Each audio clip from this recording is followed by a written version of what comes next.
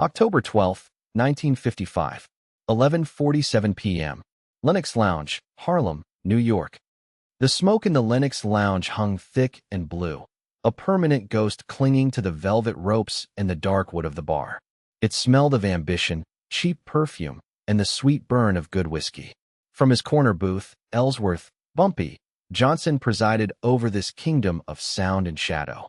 The jazz was a low, mournful thrum from the stage, a soundtrack for the deals being cut in hushed tones around him. At 50, Bumpy moved with the deliberate grace of a man who owned not just the room, but the very air within it. His face, a mask of calm authority, betrayed nothing.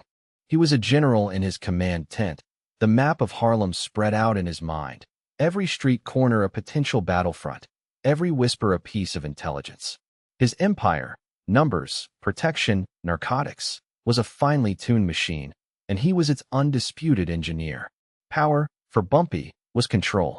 It was the silence that fell when he entered a room, the deferential nod from a beat cop, the flow of cash that moved like a river through his streets, its currents directed by his will alone. He was insulated, protected, a king inside his castle walls. The man who approached his table did so with the caution of a parishioner approaching an altar. It was Junie Bird, his most trusted lieutenant, his shadow. Junie's face was usually as unreadable as Bumpy's own, but tonight, the facade was cracked. There was a tremor in his hand as he placed a glass of water on the table. "Bumpy," he said, his voice a low gravel. There's a situation. With Elise." The name cut through the smoke and jazzed like a shard of glass. Elise, his daughter, the one part of his life untouched by the grime of his profession. She was 23, a student at City College, her world one of books and art galleries and Sunday church services with her mother, Mamie. She was his legacy, the clean slate he had fought and killed to provide. Bumpy's eyes, usually hooded and patient, snapped to Junie's. The low thrum of the saxophone suddenly sounded like a screech. "What situation?" The voice was quiet, but it carried the weight of a death sentence. "She's home, at the apartment on Strivers Row," Junie stammered, his gaze dropping to the floor. "Mamie called me direct. Said I needed to get you. Said Elise ain't right. Something happened at the Savoy. Some fella." Bumpy was already moving. He didn't run. He simply rose, and the energy in the room shifted around him. Men stopped their conversations mid-sentence. The bartender froze, his hand hovering over a tap. Bumpy slid from the booth, his suit immaculate, not a wrinkle to betray the storm gathering inside him. He placed a hand on Junie's shoulder, a gesture that was both a steadying comfort and a silent, terrifying command. "Get the car. Tell no one inch." The ride through Harlem was a blur of neon and shadows. The familiar streets, usually a source of pride and ownership for Bumpy, now felt alien, hostile. Every laughing couple, every group of men on a street corner, seemed to mock him. He was the king of Harlem, a man who could order a death with a nod, yet he was utterly powerless against the unknown fear that was now clawing at his throat. He could feel his heart hammering against his ribs, a wild, panicked bird trapped in the cage of his tailored suit. He had faced down hitmen, survived prison riots, and stared into the eyes of men he was about to kill without a flicker of emotion. But this was different. This was Elise. October 13th, 1955, 12:18 a.m. The Johnson residence, Strivers Row. The apartment was a sanctuary of middle-class elegance, a world away from the Lenox Lounge. Fine furniture, family portraits on the wall, the scent of Mamie's potpourri in the air. But tonight, the sanctuary had been breached. The silence was heavy, suffocating. Mamie met him at the door, her face a mess of tears and terror. She was a strong woman, the anchor of his life, but he had never seen her this broken. "Ellsworth," she whispered, clinging to his arm. "In her room. She won't talk. She just sits there." He walked down the hallway, each step a hammer blow. The door to Elise's room was slightly ajar. He pushed it open gently. The room was pristine, her books stacked neatly on her desk, a painting she'd been working on resting on an easel. And there she was, sitting on the edge of her bed, still in her party dress from the Savoy ballroom. Her hands were clenched in her lap, her knuckles white. She was staring at the wall, but her eyes saw nothing. They were vacant, shattered windows into a place he couldn't reach. "Lise," he said, his voice softer than he'd ever heard it. "Baby girl, it's Daddy." She didn't move, didn't blink. It was as if she had been turned to stone. He knelt in front of her, the great Bumpy Johnson on his knees, and took her cold hands in his. They were trembling violently, a stark contrast to her frozen stillness.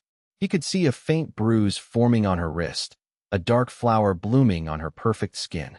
A low, animal sound escaped his throat. "Who did this?" he asked, his voice a raw nerve. "Elise, look at me. Who did this to you?" For the first time, her eyes moved, shifting to meet his. He saw a universe of horror in them. A single tear traced a path down her cheek. Her lips parted, and a single, choked word came out. Santino. The name meant nothing to him. But then she added, her voice a ghost of itself, Genovese. The world tilted.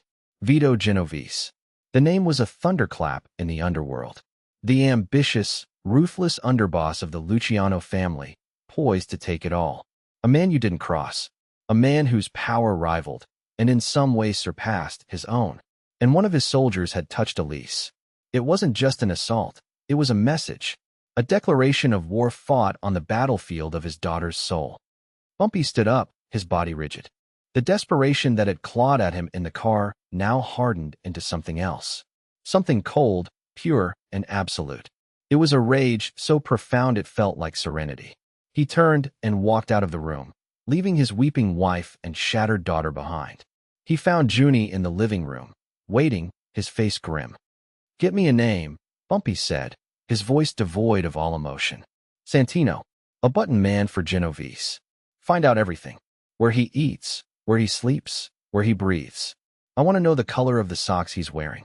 Mobilize everyone. Every numbers runner, every dealer, every doorman on our payroll from the Bronx to the Battery. Shut the city down until we find him." Junie nodded, his eyes wide with the chilling calm in Bumpy's demeanor. He'd seen Bumpy angry. He'd seen him violent. He had never seen this. This was something biblical.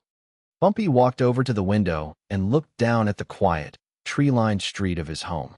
He had built this life for her, a fortress to keep the monsters out. And a monster had walked right through the front door. He pressed his forehead against the cool glass, and for the first time since he was a boy, tears welled in his eyes. They weren't tears of sadness. They were tears of failure. He wasn't crying. He was rusting. The king was alone in his castle, and the walls were crumbling around him.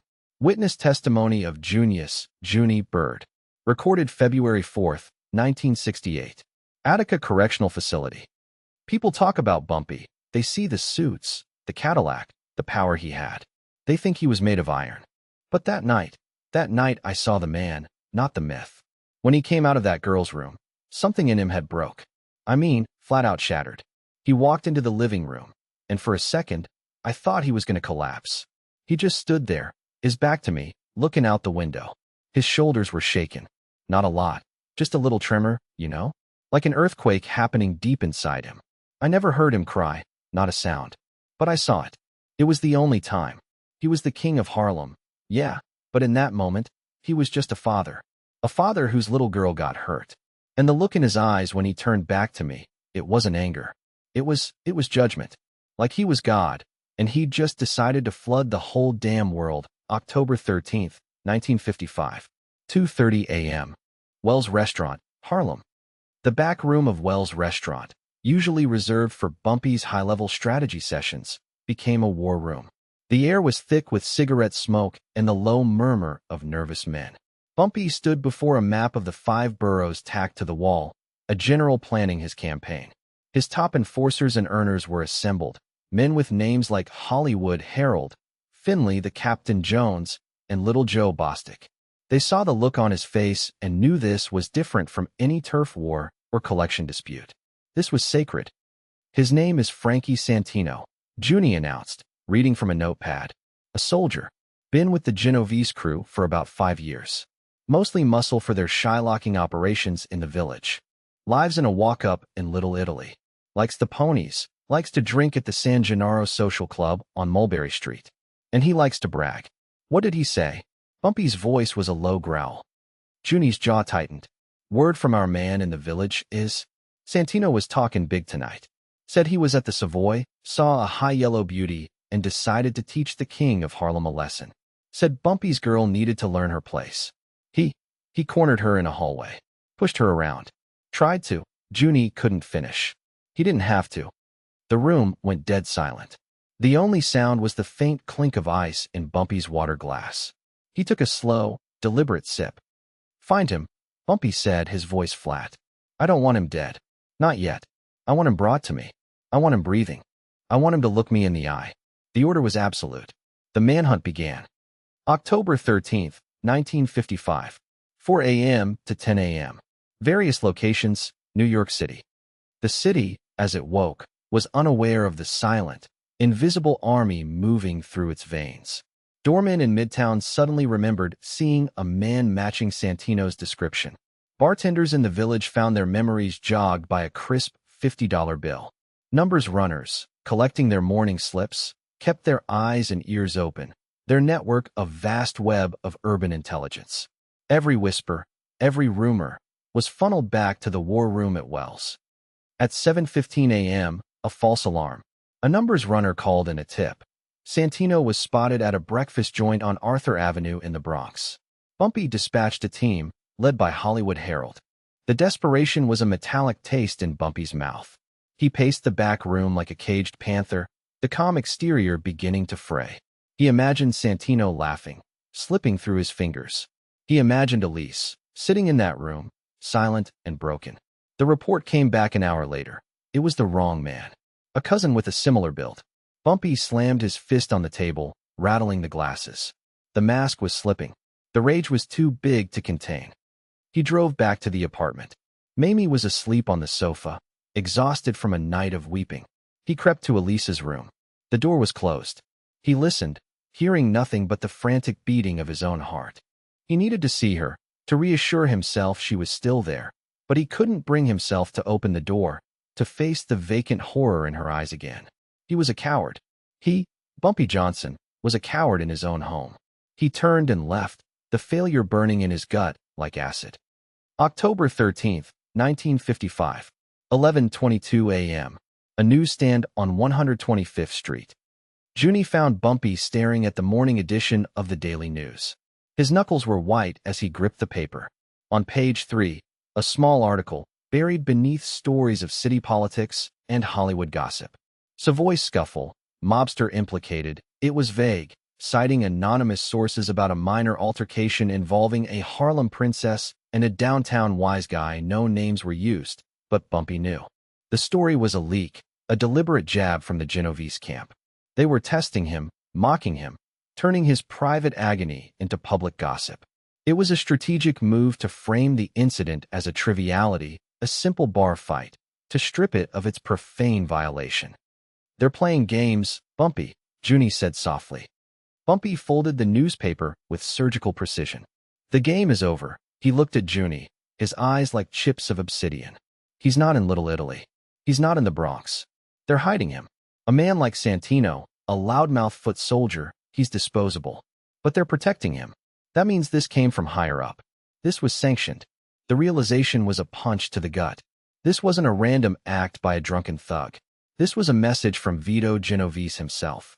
A power play, a calculated insult designed to test his strength, to see if the Black King of Harlem would dare to challenge an Italian Don. They had used his daughter as a pawn. Where would they hide a man they want to keep safe, but also keep on a leash? Bumpy mused, his mind clicking through the possibilities, the map of the city reforming in his head. Not in their own territory. Too obvious. They'd put him somewhere neutral. Somewhere they have influence, but not direct control. Somewhere he can't run his mouth.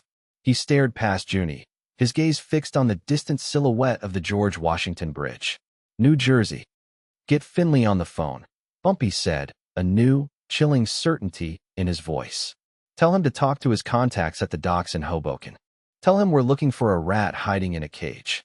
October 13th, 1955, 3:47 p.m. Pier C, Hoboken, New Jersey. The call came just after 3:30. Finley, a man whose connections ran deep into the longshoremen's unions, had a location. A flophouse hotel above a grimy bar near the Hoboken piers, a place controlled by a Genovese-affiliated union boss. It was a known bolt hole for mobsters laying low. Bumpy, Junie, and a team of 4 of his toughest men drove across the river in 2 black Cadillacs.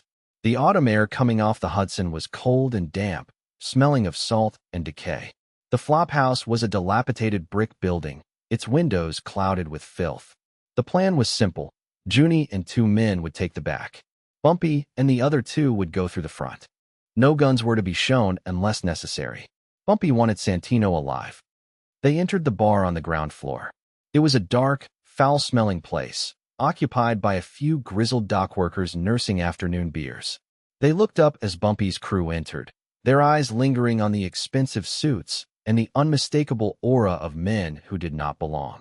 The bartender, a heavy-set man with a stained apron, moved to block their path to the stairs. "Private residence upstairs, fellas," he grunted. Bumpy didn't break his stride. He simply looked at the man, his gaze so cold and direct that the bartender physically recoiled, stepping aside as if he'd touched a live wire. They took the stairs 2 at a time. The hallway upstairs was narrow and smelled of stale beer and desperation. Room 2B. Bumpy kicked the door open. It flew off its hinges, crashing into the opposite wall. And there he was, Frankie Santino. He was sitting on a stained mattress on the floor, a bottle of cheap whiskey in one hand, a half-eaten sandwich in the other. He was a man of medium height, with slick black hair and the arrogant swagger of a man who had never faced a real consequence in his life. He looked up, his eyes wide with surprise, then a flicker of fear, which was quickly replaced by a sneer. Well, Santino slurred, trying to project a confidence he didn't feel. "Look what the cat dragged in. The king himself, slum minute in Jersey." Bumpy stepped into the room, his men fanning out behind him, blocking the exit. The room was squalid, a single bare bulb hanging from the ceiling, casting harsh shadows on the peeling paint and scattered garbage. It was a cage, just as Bumpy had predicted.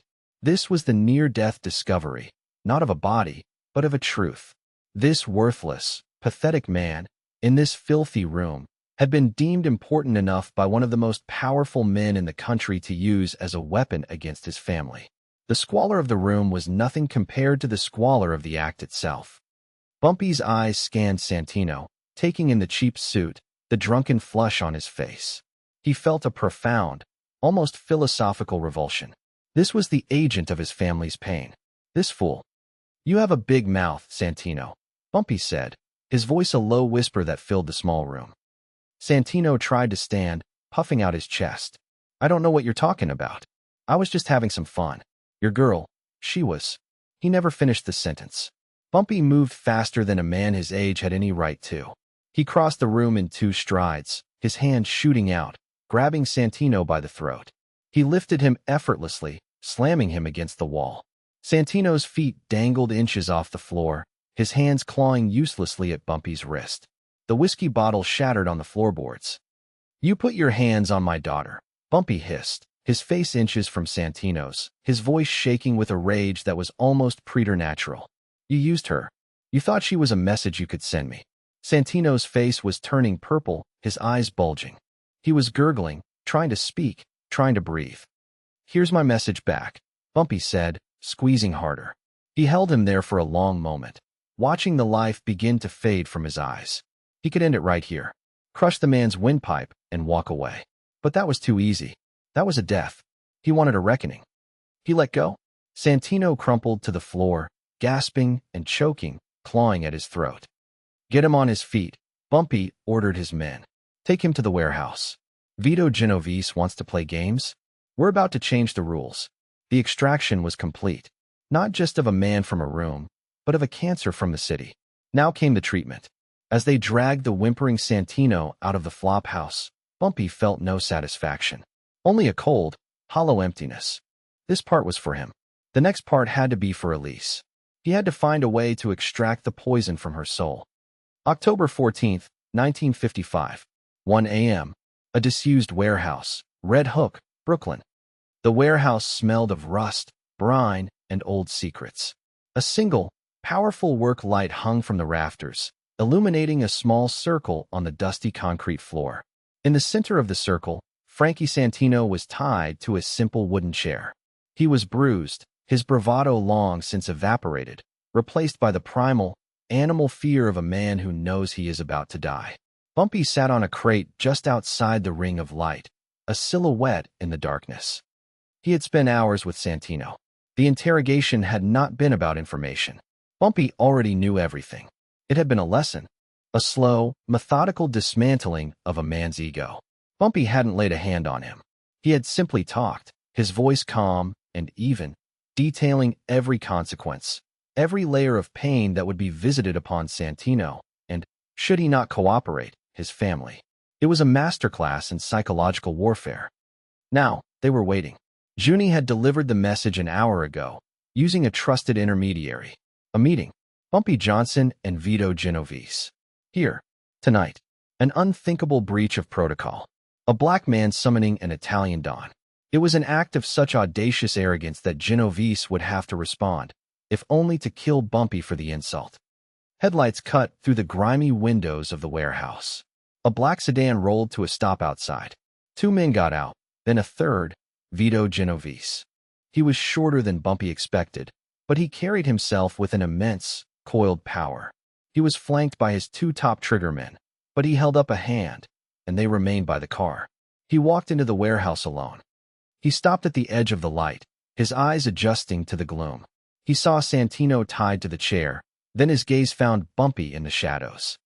"Johnson," Genovese said, his voice a gravelly rasp. "You got a lot of balls. I should have you killed for this." "You could try," Bumpy replied, his voice calm. He stood and stepped into the light. "But then you'll never find the three accountants who handle your offshore investments. Or your mistress in Queens. Or your nephew at Fordham. My men are very thorough." Genovese's eyes narrowed. It was a bluff, but a damn good one. "What is this? You think you can blackmail me over this piece of garbage?" He gestured dismissively at Santino. "He's not the point," Bumpy said. "He's a symptom. The point is the disease. The point is, you sent a message using my daughter. You thought you could put your hands on my family to test my strength. You mistook my love for my family as a weakness.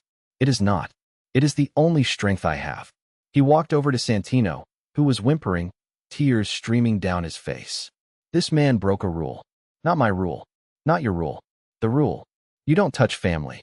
Wives and children are off limits. We are gangsters, Vito, not monsters. Without that rule, we are nothing. There is no honor.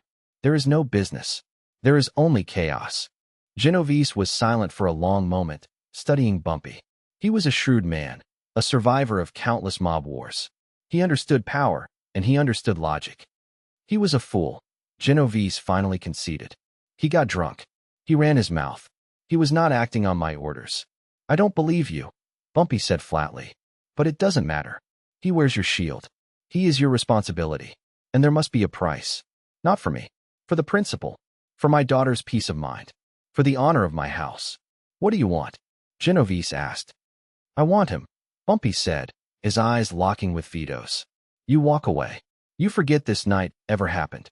You forget Frankie Santino ever existed. You consider him a business loss. In return, the war that is about to start between us doesn't. Your accountants remain anonymous. Your family remains safe. And the rule is restored." It was an impossible demand, and they both knew it. For a boss to hand over one of his own soldiers to another crew, especially a black crew, was a sign of profound weakness. But Bumpy had outmaneuvered him. He had made it about the code, about honor, and he had backed it up with a credible threat. Genovese stared at the pathetic, sobbing figure in the chair. Santino was nothing. A loudmouth, a liability. But the principle. He looked back at Bumpy, a flicker of something that might have been respect in his cold eyes. "He's yours," Genovese said, turning his back. This conversation never happened. He walked out of the warehouse without a backward glance, got into his car, and drove away. The ultimate price had been negotiated. Junie and the others stepped out of the shadows. "What do we do with him, Bumpy?" Junie asked. Bumpy looked at the terrified man in the chair. Killing him now felt hollow, anticlimactic.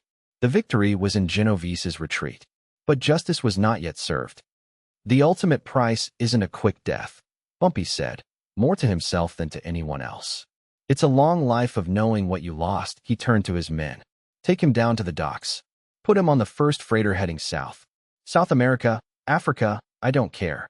Give him $100 and the clothes on his back. Tell him if he ever sets foot in North America again, I will find him, and what I do to him then will be biblical. Let him spend the rest of his miserable life looking over his shoulder in some foreign slum, remembering the night he touched the daughter of Bumpy Johnson. It was a fate worse than death, a life sentence of exile and fear. That was the price. October 15th to October 18th, 1955. The Johnson residence, Strivers Row. Bumpy had won the war, but he was losing his daughter. He returned home to find the situation unchanged. Elise remained in her room, a ghost in her own life. The victory in the warehouse meant nothing here. His power, his reputation, his brilliant strategic mind, all were useless in the face of her trauma. This was her withdrawal, not from a drug, but from the world itself. For 3 days, Bumpy sat in a chair outside her bedroom door, a helpless sentinel. Mamie would bring him food he wouldn't eat, coffee he wouldn't drink. He could hear sounds from within the room. Sometimes a low, keening sob that tore at his soul. Other times, a shattering crash as she threw something against the wall in a fit of rage and despair. He heard her talking to herself, reliving the moment in the hallway at the Savoy, the words tumbling out in a broken, terrified stream. This was his hell. Listening to his daughter's spirit bleed out, unable to offer a single word of comfort that wouldn't sound like a lie. He was the source of her pain. His life, his world, had brought this darkness to her door. On the 3rd day, the sound stopped. A deep, unnerving silence fell over the apartment. Fearing the worst, Bumpy slowly opened the door. Elise was sitting on the floor amid the wreckage of her room, broken picture frames, torn books, a shattered vase. She was rocking back and forth, her arms wrapped around her knees, humming a nursery rhyme from her childhood. Her eyes were vacant again. He knew then that he couldn't fix this. His love wasn't enough. His power was a curse. He needed a different kind of help. He made a call, not to a street tough or a corrupt politician, but to a cousin of Mamie's down in North Carolina, a quiet, respectable woman who lived on a small farm, far from the noise and danger of New York City. He arranged for Elise to go there, to heal under the quiet country sky, surrounded by people who knew nothing of Bumpy Johnson, the gangster. The rehab solution was not a clinic. It was an escape, an exile of her own, but one meant to save her, not punish her. He went into her room and knelt before her. "Lise," he said softly, "we're going to get you some help. You're going to go away for a while. To the country. It's quiet there. You'll be safe." She looked at him, and for the first time in days, there was a flicker of recognition in her eyes. It was a look of profound, heartbreaking accusation. "Will I be safe from you, Daddy?" she whispered. The words hit him harder than any bullet ever could. He had no answer.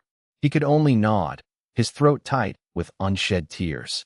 He had vanquished the monster who had hurt her, only to realize that to her, he was a monster too. January 12, 1956. United States District Court, Southern District of New York.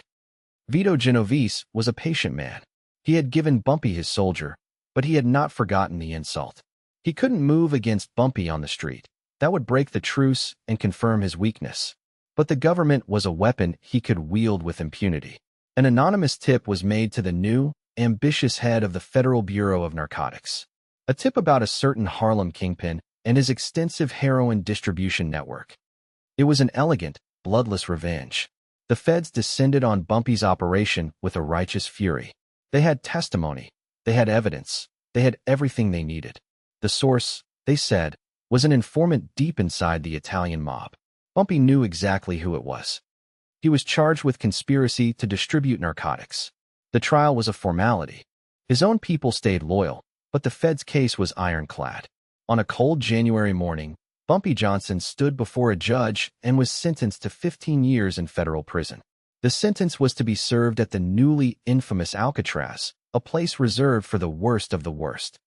As they led him away in handcuffs, he saw Mamie in the back of the courtroom, her face a stoic mask of grief. There was no sign of Elise. She was already in North Carolina, beginning her slow, painful journey back to herself. Bumpy was beginning a journey of his own. He had demanded the ultimate price for the sin against his daughter, and now, the bill had come due for him as well. His freedom. 1956 to 1963. Alcatraz Federal Penitentiary, San Francisco Bay. The world shrank to the size of a 6 by 9-foot cell. The King of Harlem became federal prisoner AZ 1117. The sounds of jazz and the hustle of his city were replaced by the clang of steel doors, the shriek of gulls, and the ceaseless, maddening toll of the foghorns in the bay. Alcatraz was designed to break men, to strip them of their identity and their hope. For Bumpy, it became a monastery. He read. He studied philosophy, history, law. He played chess, his mind as sharp and strategic as ever. But his real lifeline was the mail. Once a month, a letter from Mamie would arrive, and tucked inside would be a letter from Elise, her handwriting growing stronger, more confident over the years. March 1957. Dear Daddy, Aunt Clara says I'm getting my color back. I've been helping her in the garden. The sun feels good. It's quiet here. I can hear the birds in the morning. I don't have bad dreams as much anymore. I hope you are well. Love, Elise. September 1959. Dear Pop, I enrolled in a local college to finish my degree. I'm studying literature. I met a young man. His name is Samuel. He's a teacher. He's kind. He makes me laugh. We went to a dance last week. I wore a pretty dress and I wasn't scared. Love, Elise. The use of Pop was a small thing, but it felt like a pardon, a sign that the broken pieces were beginning to mend. June 1962. Dear Pop, Samuel and I were married today. It was a small ceremony, just family. I wish you could have been here.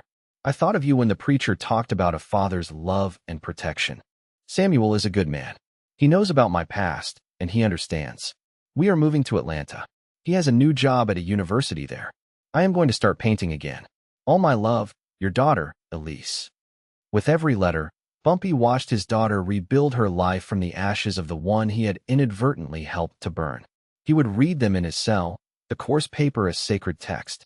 He would look at the enclosed photographs, Elise in a garden, Elise on her wedding day, a radiant smile on her face, and he would feel a sense of peace that all his money and power had never brought him. He had paid a price, yes, but he had bought her this. He had bought her a life free from his shadow. He had traded his kingdom for her peace, and it was the best deal he had ever made. July 23, 1963. Appear in San Francisco, California. After serving nearly 10 years of his sentence, Bumpy Johnson was released from a closed-down Alcatraz and paroled. He was older now, grayer, the sharp edges of his authority softened by time and reflection. The suit he wore felt strange, a costume from another life. Junie Bird was there to meet him, loyal to the end. Welcome back, Bumpy, Junie said, his voice thick with emotion. It's Ellsworth now, Junie, he said with a small smile. Just Ellsworth. The flight to Atlanta was long. Bumpy stared out the window at the clouds, his heart a nervous drum. He hadn't seen his daughter in a decade. He was a stranger to her, a ghost from a violent past. What if she couldn't look at him? What if the fear returned? Junie drove him from the airport to a quiet, suburban neighborhood with tree-lined streets and well-tended lawns. It was a world away from Strivers Row, a universe away from Alcatraz. They pulled up to a modest, lovely home with a garden in the front yard. A woman was on the porch, watering her flowers. She looked up as the car stopped. It was Elise. She was no longer the broken girl of 23, but a confident, beautiful woman of 31. She wore a simple summer dress, her hair pulled back from her face. She looked happy, whole. Bumpy got out of the car, his legs unsteady. He felt a lifetime of fear and regret wash over him. He had faced down killers and dons, but this short walk up the driveway was the hardest thing he had ever done. Elise put down her watering can. She watched him approach, her expression unreadable. He stopped at the bottom of the porch steps, unable to go further. He looked at his daughter, his legacy, the living, breathing proof of his one truly successful operation. Elise, he said, his voice cracking. She smiled. A genuine, brilliant smile that lit up her whole face and chased away the last of the shadows in his soul. She came down the steps and wrapped her arms around his neck, holding him tight. He buried his face in her hair, a lifetime of unspoken words caught in his throat. Then, a screen door opened, and a young boy, no more than 3 years old, toddled out onto the porch. He had Bumpy's eyes. "Mama," the boy said. Elise pulled back, her eyes shining with tears, but her smile never wavering. She took Bumpy's hand and led him up the steps. Ellsworth Jr., she said, her voice full of love. "I want you to meet your grandfather." She looked from the boy to the old man, her heart in her eyes. "Go on, say hi." The little boy looked up at the weathered, imposing stranger, a little shy. Bumpy knelt down, his old knees protesting, until he was at eye level with his grandson. The boy took a small step forward, reached out a tiny hand, and touched Bumpy's cheek. "Hi, Pop," the boy said. And in that moment, on that quiet suburban porch, the King of Harlem was finally, truly, free. The ultimate price had been paid in full, and the return on his investment was a legacy of love, a kingdom of peace he had never known he was building.